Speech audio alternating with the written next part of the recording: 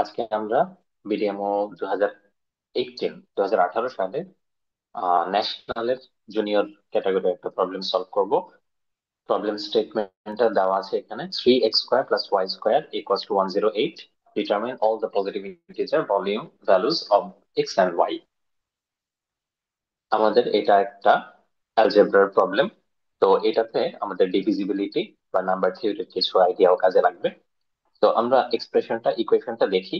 3x² + y² = 108।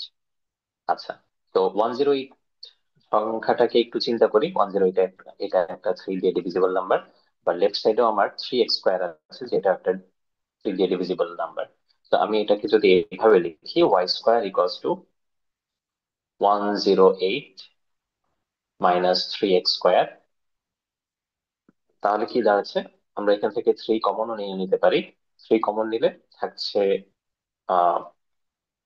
3, 118, 3 6 18, 36 - x²।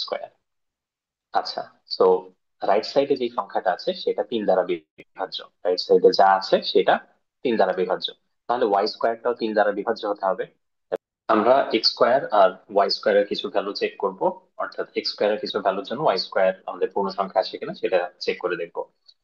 ওকে, তো x² এর কি কি ভ্যালু চেক করা লাগবে? আমাদের কিন্তু 0 থেকে ম্যাক্সিমাম 36 পর্যন্ত যে স্কোয়ার নাম্বার গুলো আছে, শুধু আমরা সেগুলোই চেক করব। কারণ হচ্ছে যে এখানে আমাদেরকে বলেছে ধনাত্মক পূর্ণ সংখ্যা, অ্যাকচুয়ালি 0 চেক করা লাগবে না। এক্স যেহেতু ধনাত্মক পূর্ণ সংখ্যার জন্য এক্স ইয়া হবে না। তো আমরা যেটা করব, আমরা তারপরও জিরো ভ্যালুটাও একটু চেক করি, সমস্যা নেই। জিরোর জন্য কত হয়? x² যদি 0 হয় তাহলে y² দাঁড়াচ্ছে 3 × 36, মানে হচ্ছে 108। ওকে, এটা কিন্তু পূর্ণ সংখ্যা, মানে y তখন আর পূর্ণ সংখ্যা হবে না। তারপরে x² যদি 1 হয়, y² হবে 36 - 1, দ্যাট মিনস 35। 3 × 35 হবে 105, 105। এরপরে x² যদি 2² মানে হচ্ছে 4 হয়, তাহলে y² হবে 36 - 4, 32, 3 × 32 = 96, 96। আমরা যদি এরপরে x² এর ভ্যালু 9 নেই, তাহলে 36 - 9 হচ্ছে 27, 3 × 27 = 81। তারপরে আমাদের আরো কিছু ভ্যালু নেওয়া লাগবে। x² হচ্ছে 9 এর পরের বর্গ সংখ্যা 16, x² 16 হলে y² হবে 36 - 16 হচ্ছে 20, 3 × 20 = 60।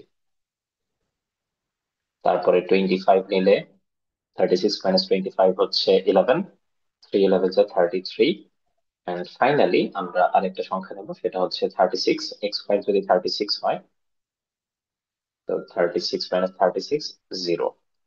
ওকে, তো আমাদের এই কয়টা ভ্যালু হলে চলবে।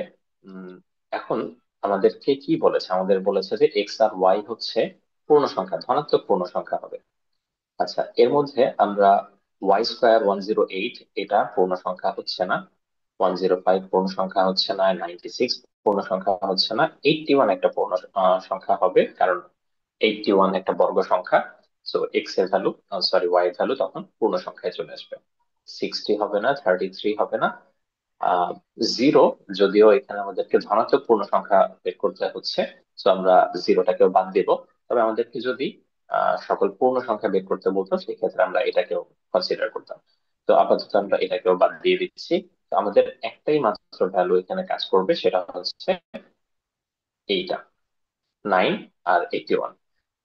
সো x² y² যদি 9 আর 81 হয়, তাহলে xy হবে 9 এর বর্গমূল, স্কোয়ার রুট হচ্ছে 3, 81 এর বর্গমূল হচ্ছে 9। সো 3 আর 9, এটাই হচ্ছে আমাদের একমাত্র সমাধান। আর কোনো সমাধান এখানে কাজ করবে না। তো আমরা একটু ক্রস চেক করেও দেখতে পারি। এখানে 3 আর 9 বসিয়ে দেখি। 3 3 is 9, 3 9 27, প্লাস 81, 27 আর 81 যোগ করলে 108। ঠিক আছে, আমাদের সলিউশনটা ঠিক আছে এবং এটা একমাত্র সলিউশন। আশা করি তোমরা বুঝতে পেরেছো। ওকে, বাই, আল্লাহ হাফিজ।